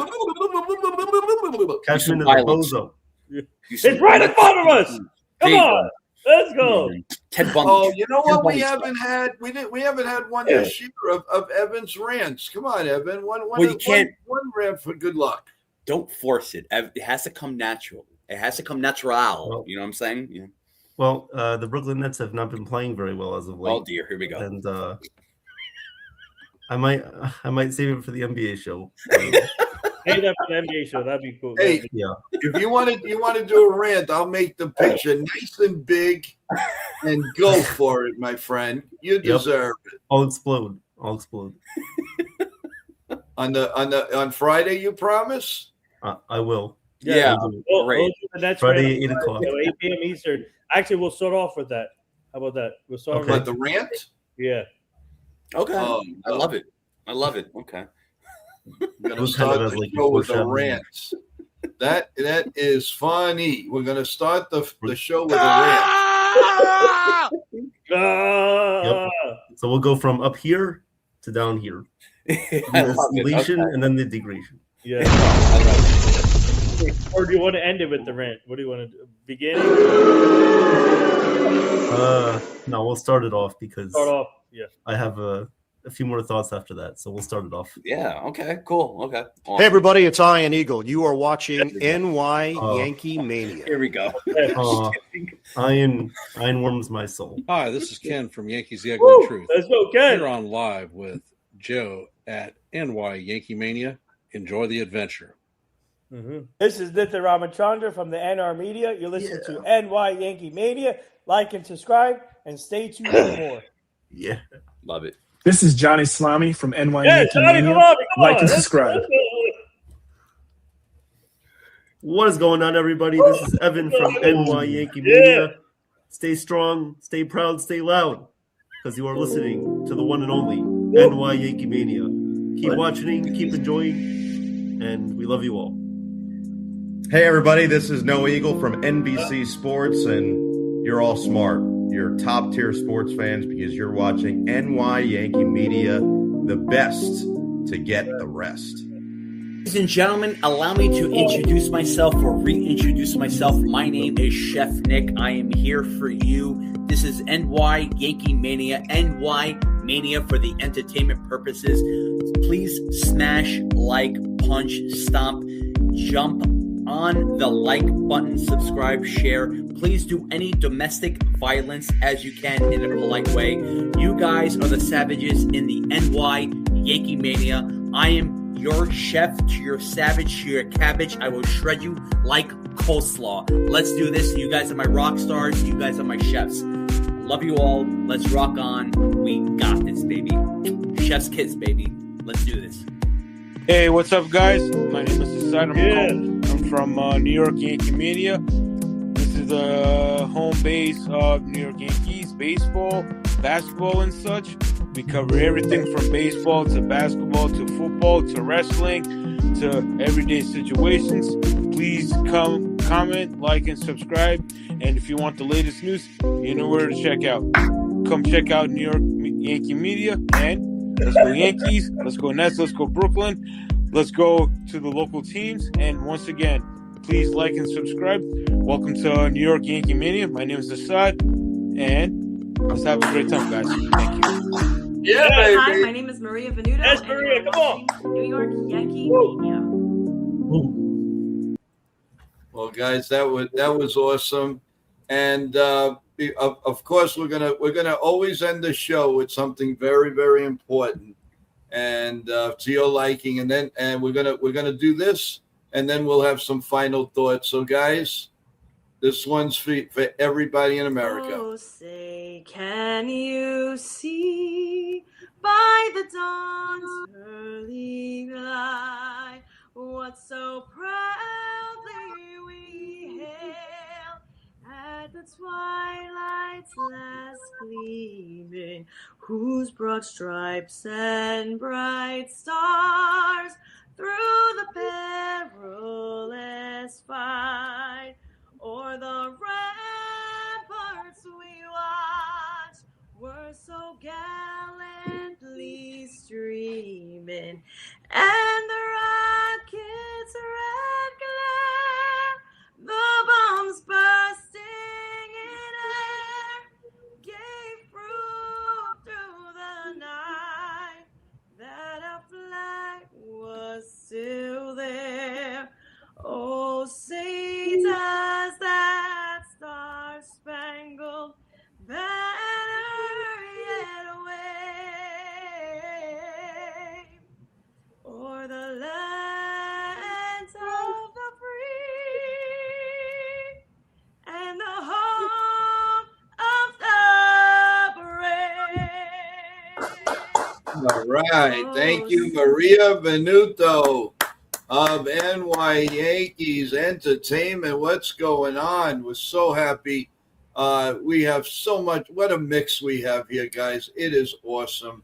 I am so excited. How can you not get excited with this group? It is amazing. Oh, yeah. We are the cream. I'm going to start sounding like Chef Nick. We are the cream of the crop. We are this. We are that. I can't do it as good as he can. So in his statement, he's going to talk about it. So, who wants to go first? Eeny, meeny, miny, mo. My mother tells me to pick. Uh-oh, Chef Nick is going to go first. Wow. Whoa. Okay. Wow. Interesting. Okay. Eeny, Well, meeny, miny, mo. What do you want? yeah, I know. That's true. Yeah, I guess that's it. Breaking news. I guess with that little child's tale, I'm first, and I have no say. All right. Well, that's it. It's the done deal. No, thank you, guys. Thank you, everyone in the panel. Thank you, Jonna. Of course, Nathan, thank you for bringing Jonna on. Great interview. Joe, thank you for your insight. Evan, thank you for coming on too. Your insight, your questions, everything about that. Again, I keep saying about your play-by-play the other day. Didn't mean that for that to rhyme, but you know what? Whatever. It rhymed, and I'm going to go with it. And I'm always going to point this out because, man, you did an absolute bang out job, and I love it. Everyone in the chat loved it. You have a lot of good reactions to that. I'm always going to back you up 100%, and you have my backing in that Thank you, Chef. aspect. Appreciate it. Good job, my friend. Good job. And I for myself too, I don't care what age I am. I'm going to learn from you how to do that come spring training in regards to yes. play too. Absolutely. It's on, man.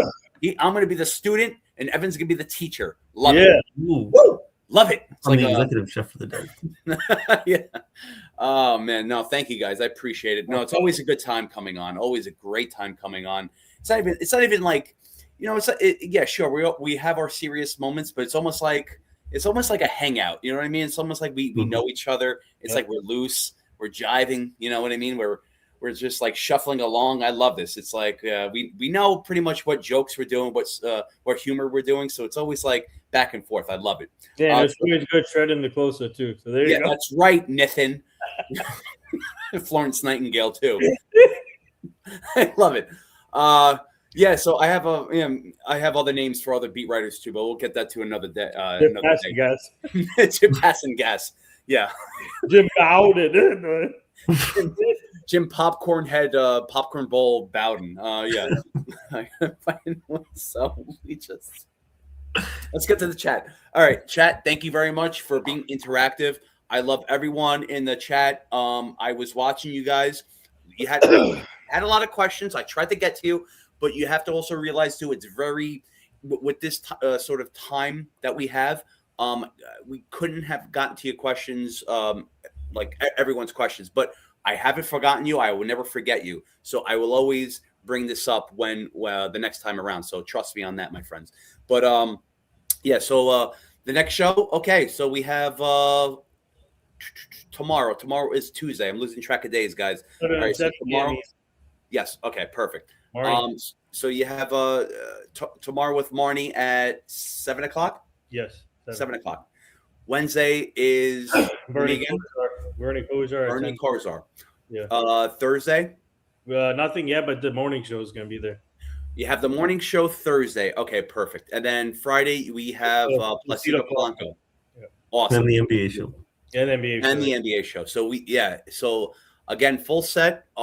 Beautiful events this week. So let's stay tuned. Keep following. Keep liking, smashing, keep punching, keep stomping. Look, domesticated violence, it's over with, okay? I just said right now, it's over. We're going to promote to eating and devour this channel like Jeffrey Dahmer. We're going to do some serial killer stuff like Ted Bundy. We are going to decapitate this like button, and we're going to bury it in a shallow grave, and then we're going to build it back up again, and then we're going to like it again. See how easy that is? We can do this. We can just simply press it, but you guys are making it hard. So now we have to do all this extra work. You don't want to do that, right? You don't want to be a serial killer and then bury it like in a shallow grave. That's very violent. So just do this. That's it. That's what I'm trying to get at. But anyway, enough of my nonsense. I'm glad to see you guys. I hope you do well, and I'll see you the next time. Yep. And also stay tuned because a short is going to be brought out between tonight into tomorrow, hopefully, in regards to Joe's part 2 interview. That's right. If he's listening, he's not looking at his phone. If he's listening, yeah. So February 12th, St. Valentine's Day Massacre. First I tortured him, but now he's going to not die. So that's the interview. So stay tuned. It's going to be very, very beautiful. It's going to be a big, beautiful interview as always. Part 2 is he has a lot more info to come along. So let's get this, guys. Stay tuned, and I will put out a short and also a lot more info with that too. So let's do this, baby. This is like the next sequel to the Texas Chainsaw Massacre. Yeah, pretty much. Yeah, any serial killer, any horror movies, let's do this. Yeah, you know what? Because it's so simple. Guys, in the chat too, you have to realize where I'm going with this. It's very simple to do this and then to look at your finger and press the like button. But I have to make it so complicated. I have to make it so very destructive where it's like, you know what? Wow, that's amazing, Chef Nick. You're making it really violent. Yes, that's the key. Just do this. That's it. You don't have to make it violent. Just do this. That's it. Sarcasm, man. Come on now. It's rock and roll, baby. Evan, you go next, and then go. Yeah.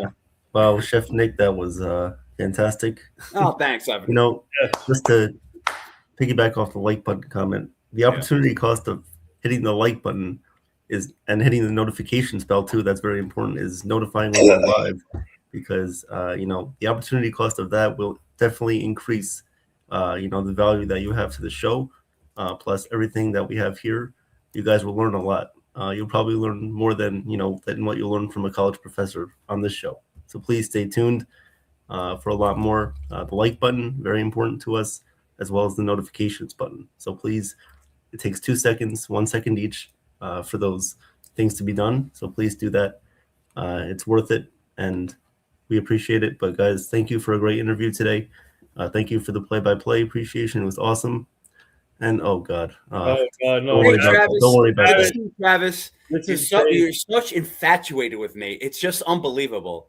Like, You know what, look, Travis, we're Travis, enough with gonna this, embarrass you. We're Travis. gonna embarrass you very soon. Travis, if you want to come continue back this. on? This is what I'm going to do. Come back on again. I'm going to expose all the texts that you wrote to me for me calling you off a ledge, for me talking to you off a ledge. I'll expose every text that you said. You want to come back with that? That's very disrespectful right there. Very disrespectful what you're doing right now.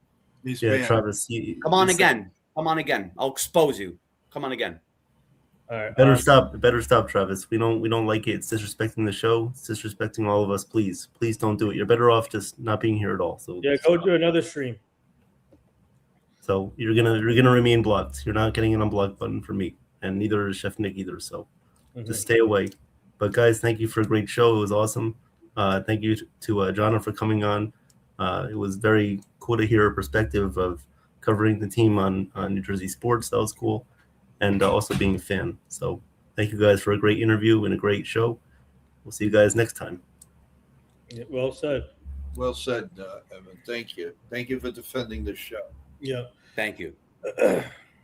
Yep. All right, there, big guy. You're next. All right. First of all, before I go, I want to show you something really cool here. Cody Bellinger in a Yankee hat as a kid. I saw that too. Oh, Yeah. nice. Oh, wow. Okay. He was meant to be a Yankee. So there you go. That's right. But first of all, great job. Shout out to the chat, except for one person. But you guys did a great job. I'm going to be like Jose Canseco right now. Have a great night, except for one person. Subscribe, except for one person. No, but all seriousness, though, great job with the chat. You guys were interactive today. Jonna is amazing. I'm glad that my team and I could help out with that also. She's the best. Guys, more to come. So stay tuned. Be more respectful. And then we get more great things here. So shout out to Chef Nick, Joe, and Evan. You guys did a great job with Jonna and Evan. We're really proud of you, what you did on Sunday with the AFC Championship game. And keep up the great work, man. Well deserved. Yep. Super Bowl is coming for you, man. I think you're ready for the Super Bowl, and I think you're going to knock it out of the park on February 7th. Yeah, so guys, keep up the great work, and please shout out to Evan and shout out everybody on the panel. Please continue liking, subscribing.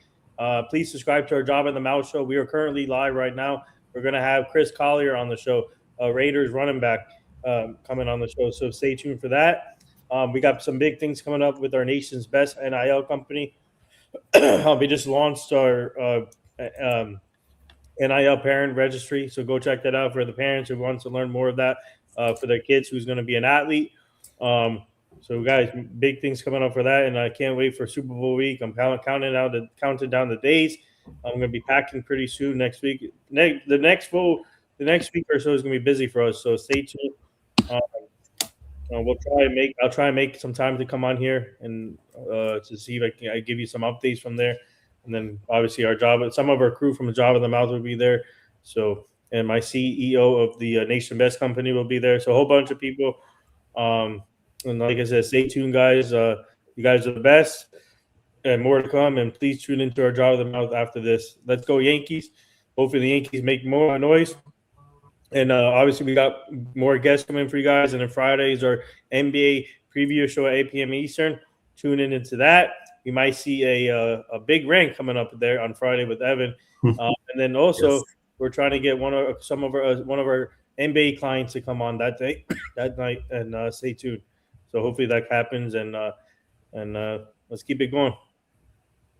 Great. And whoever's that hater out there, please leave the chat. Go to a different stream because this is not for you, and you can't disrespect people like that.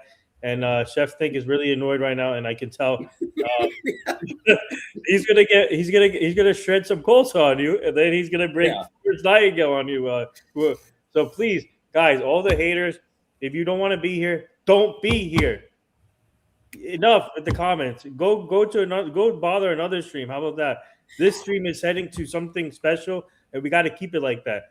And Nathan, absolutely. I just want to point out the haters too. It's like you guys leave so many tracks behind where everything is in writing. Yeah. Everything is in writing and saved. So if you don't want us to expose you, then don't do this. That's it.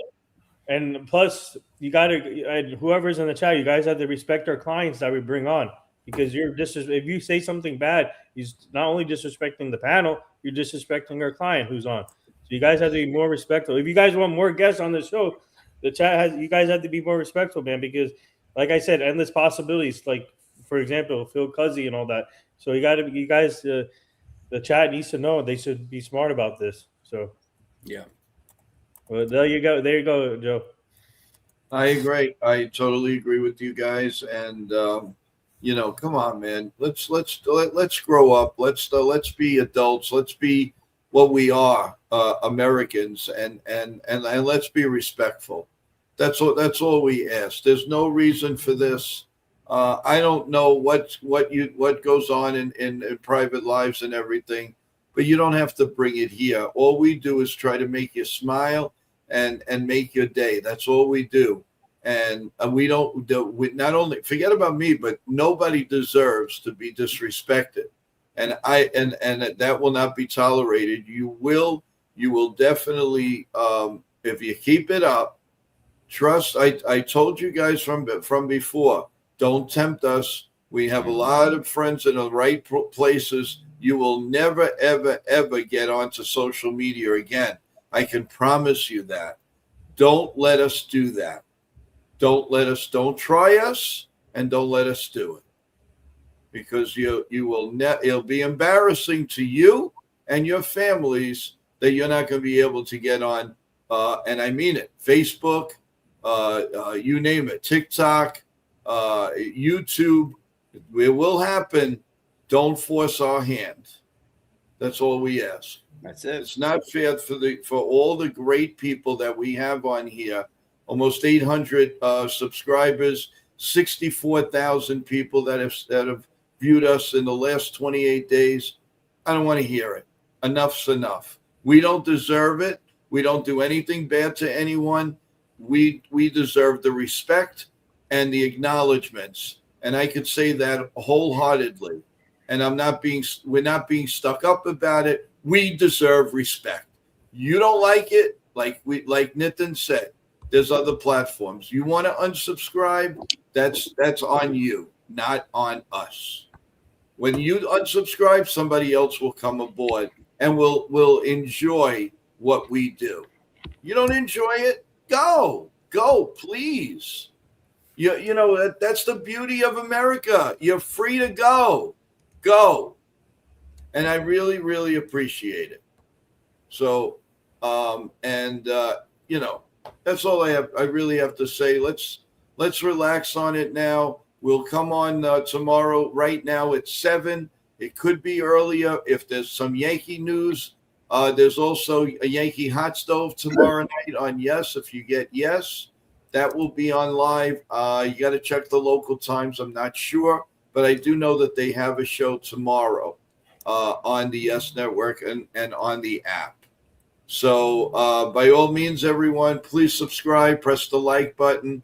We really, really would enjoy that. We want that. And for YouTube to send the everything out to everyone, please subscribe. Only if you want to and you're serious about a good content and good vibes and a great, incredibly beautiful chat. What a chat room we have. So with that in mind, God bless you all. God bless America. Let's go Yankees. Stay healthy, everyone.